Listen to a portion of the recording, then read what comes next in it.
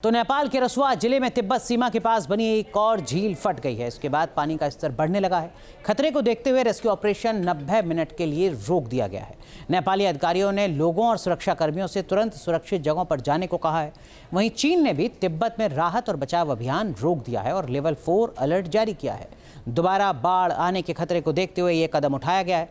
बुधवार को आई विनाशकारी बाढ़ और भूस्खलन के बाद दोनों देशों में अब भी सैकड़ों लोग लापता हैं, जिसकी 4 तस्वीरें इस वक्त आपको दिखा रहे हैं। नेपाल के नुवाकोटी में नदियों का जलस्तर पर फिर से बढ़ने की आशंका है। हमारे संवाददाता सैयद आमिर की ये रिपोर्ट आप देखिए।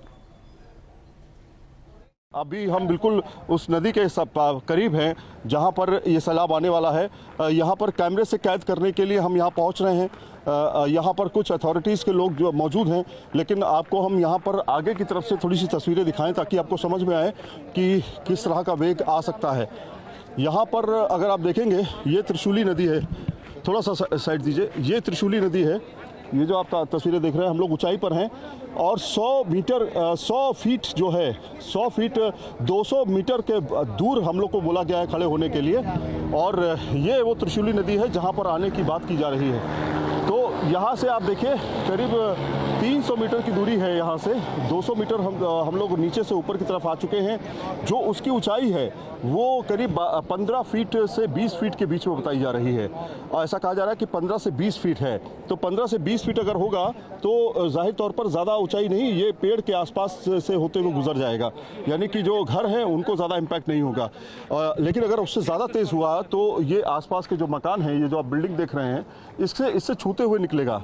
तो ये अभी सिचुएशन है, लेकिन देखना ये होगा, थोड़ी ही देर बाद क्लियर हो जाएगा कि अभी की सिचुएशन जो है, जो बताई जा रही है, वो एक्चुअल में ग्राउंड पे है या नहीं है। लोगों को सुरक्षित कर दिया गया है। लोगों से कहा गया है कि आप ऊंचाई पे रहिए, नीचे नहीं जाने की ज़रूरत है। जो तय सीमा है वो 200 मीटर की है। 200 मीटर से ज़्यादा हम लोग ऊपर की तरफ आ गए हैं ताकि सुरक्षित रहें हम खुद और आपको तस्वीरें भी दिखा सकें।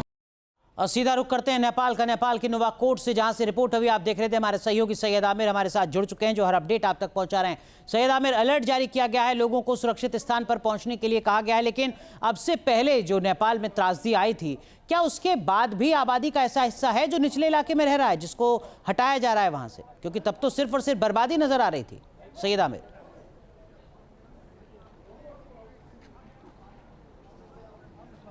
देखिए अनुराग, बेसिकली जो सिचुएशन है वो उसमें ये कि जो आपदा पहले जो आई थी उसके बाद बड़ी संख्या में लोग निचले इलाकों में आ गए, जो कि अपने घर देखने आए, अपना सामान निकालने आए, अपना घर देखने के लिए, या फिर जो तलाशी अभियान चल रहा था उसमें अपना सहयोग देने के लिए आए। तो बड़ी संख्या में लोग आ गए थे, लेकिन अब जो है इस पूरे इलाके को खाली करा लिया गया है। अभी आप देखिए ढलान है यहाँ से अगर आप देखेंगे तो नीचे ढलान जा रही है और जो नदी के पास जाकर के मिलती है। तो ये इम्पैक्टेड एरिया है। यहाँ पर से 200 मीटर आगे की तरफ अगर आप जाएंगे तो 200 से 300 मीटर पे वही जगह है जहाँ पर ये तूफान आया था, जहाँ पे त्रासदी आई थी। लेकिन अभी कुछ देर में ही अथॉरिटीज़ देखिए बाकायदा यहाँ से लोगों को हटा रहे हैं और यहाँ से अब आगे नहीं जाने दिया जा रहा है। यहाँ से ठीक 300 मीटर की दूरी है नदी की, अगर हम बात करें, और कह दिया गया है कि 500 मीटर तक कोई आगे ना जाए। किसी भी तरह की सिचुएशन खराब हो सकती है और अगर खराब होती है तो सिर्फ मीडिया को ही थोड़ा बहुत आगे जाने दिया जा रहा है। मीडिया से भी कहा जा रहा है कि आप भी सुरक्षित इलाकों में चले जाइए। तो ऐसे बैरिकेड लगा दिए गए हैं लोकेशंस पे, और आपको आगे की तरफ से थोड़ा सा चलते हैं और आगे की तस्वीरें दिखाते हैं कि कैसे लोग यहाँ पर जो हैं वो अलर्ट कर रहे हैं। ये देखिए, यहाँ पर आप देखिए बाकायदा नेपाल पुलिस के और नेपाल स्काउट्स के जो लोग हैं वो यहाँ पर अलर्ट कर रहे हैं। लगातार जो है अलग अलग इक्विपमेंट से जो है वो अलर्ट किया जा रहा है। तो अभी सिचुएशन कुछ इस तरह की बनी हुई है। बड़ी संख्या में यहाँ पर लोग मना करने के बावजूद आ रहे हैं, छोटे छोटे बच्चों को लेकर के आ रहे हैं ताकि उसको देख सकें, लेकिन बिल्कुल भी यहाँ पर अंदर आने की इजाज़त नहीं है। अलर्ट जो है किसी भी वक्त यहाँ पे जो दूसरा वेग है वो बड़ी तेज़ी से आ सकता है और दूसरी लहर आ सकती है। और वो दूसरी लहर बताई जा रही है कि अभी से 10 से 15 मिनट के अंदर जो है वो इम्पैक्ट कर सकती है इस इलाके को। तो जो नवाकोट का इलाका है, नवाकोट का वही इलाका है, आपने देखा होगा विजुअल में, बड़ी तेज़ी से जो वेग आता है, बड़ी तेज़ी से जो लहर आती है, उसमें बड़े बड़े बोल्डर्स और बड़े कंक्रीट, तमाम तरह का पानी, अलग अलग तरीके से मड पूरी तरीके से आता है, टकराता है और टकरा के फिर जो है उस पूरे इलाके को एक साथ बहा ले जाता है। तो वही उसी तरह का मंजर एक बार फिर से बनता हुआ दिखाई दे रहा है। जो झील है वो फटी है, उसके फटने के बाद जो छोटी छोटी झीलें हैं आसपास की बताया जा रहा है वो भी फटी है। उसकी वजह से 15 से 20 फीट पानी जो है वो ऊंचाई का है। 15 से 20 फीट अगर समझे, यानी करीब करीब आप मान के चलिए कि लगभग 2 से 3 मंजिला की इमारत अगर देखी जाए उस लेवल से अगर आ रहा है तो जाहिर तौर पर आप देखिए यहाँ से जो नदी की निचाई है वो आप देखेंगे।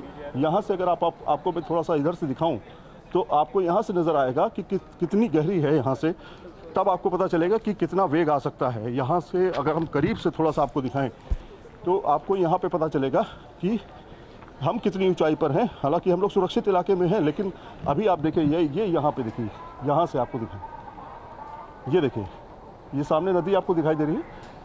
यही इसी के ऊपर देख रहे हैं आप, जो लेयर देख रहे हैं, जो ग्रीन घास है, घास के नीचे का इलाका जो देख रहे हैं, उतनी ऊंचाई पर वो आया था वेग।